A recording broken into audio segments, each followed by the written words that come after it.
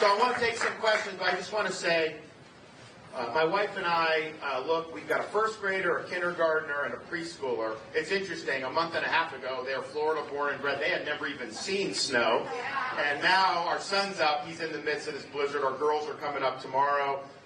Yesterday he pelted me with a few snowballs in front of the hotel, but it was so cold. He's just like, it's like, Daddy, it's too cold. We got to go inside. So I get it, and so we did. But we have young kids, and so we think about this country is going in some dangerous directions, and I think that the slide that we're seeing, the decline that we're seeing, I don't think it's inevitable. I think it's a choice, but we got to choose right in 2024. We have to make sure that we reverse the trajectory of this country, and if we don't, I think we're going to end up being in a hole that's going to be very difficult to dig out of, and that's going to have huge impact on all of us, but particularly our kids and our grandkids. So that's a big motivator for us in terms of why we're running. But I'll tell you, I'm also motivated by the debt of gratitude that we owe to generations of Americans who've come before us, who have sacrificed so that we can live in freedom. And President Reagan used to say that freedom is one generation away from extinction. It's not something that's passed along in the bloodstream. It's something that needs to be cultivated and fought for by every generation of Americans. I used to think that was a little bit of an exaggeration, because I thought as Americans, isn't this just embedded in our DNA? But certainly after living through the last 5 years, I think that you couldn't have lived through that and not understand that freedom's fragile. Our founding fathers understood that freedom was fragile. When they went to create the Constitution in Philadelphia back in 1787, people like James Madison studied the history of every republic in the history of mankind, because they wanted to draw lessons from those experiences that they could apply here in the United States. And their study showed them that there was only one thing that all those republics had in common, and it was this: every one of them had failed. And so they understood it fell to the United States of America to determine once and for all, can people govern themselves? Can you live in a society based on the idea that our rights are God-given, not government-granted, that we live under a rule of law, not the whim of individual men? Or is mankind forever destined to live under various forms of despotism? And they fully expected this country, our people, would decide that question for all of human history. But they also understood just creating a constitution did not in and of itself answer that question. When Benjamin Franklin walked out of the convention, he was asked, did you give us a republic or a monarchy? He said, a republic if you can keep it.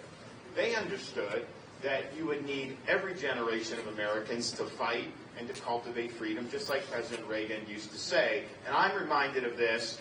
When I used to fly into Washington, D.C., there was a particular path that the plane can take going into Reagan Airport. And if you looked out the left side of the plane, you'd be flush parallel to the National Mall. You'd see the Lincoln Memorial, the Washington Monument, other monuments, the reflecting pool, up on the hill, the beautiful U.S. Capitol building. And you felt a sense of pride as an American, because those symbolize the principles and the ideals that have made this country unique. But what I figured out after doing that trip a few times, the best monuments to this country were not found on our National Mall looking out the left side of that airplane. Because if you looked out the right side of that airplane, you looked over the Potomac River, you saw a series of small, nondescript monuments orderly arranged over the rolling hills of a place called Arlington National Cemetery. And I believed it then, and I believe it now.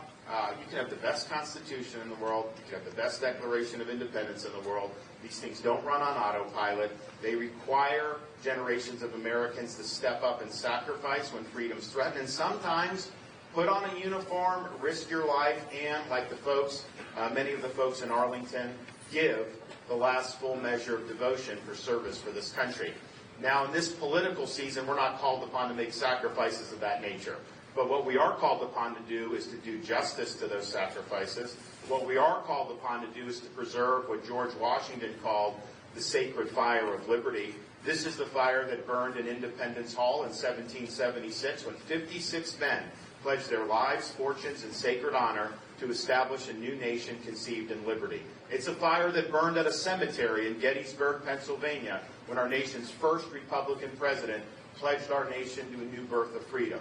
It's a fire that burned on the beaches of Normandy when a merry band of brothers stormed the shores, beat the Nazis, and preserved liberty throughout the world. It's a fire that burned at the foot of the Berlin Wall in 1987 when a resolute Republican president stood in front of that wall, said, "Mr. Gorbachev, tear down this wall," eventually leading to the dissolution of the Soviet Union.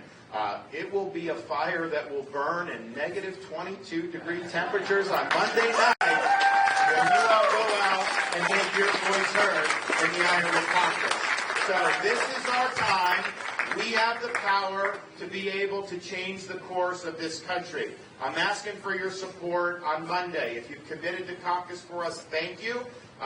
Bring out as many people as you can. I know it's not going to be easy, but it's going to pack a punch. And if you leave here and you have not yet committed, I ask that you commit to us. I ask that you show up and make your voice heard. I will be somebody that, as Chip mentioned, we've shown how to do it politically in Florida to not just win, but win big, and we will do that in November of 2024. But more importantly, as a leader, I'll always conduct myself in a way that you can be proud of. And most importantly, as a president, I will get this job done for you, and I will not let you down. Thank you all. God bless you. Appreciate that.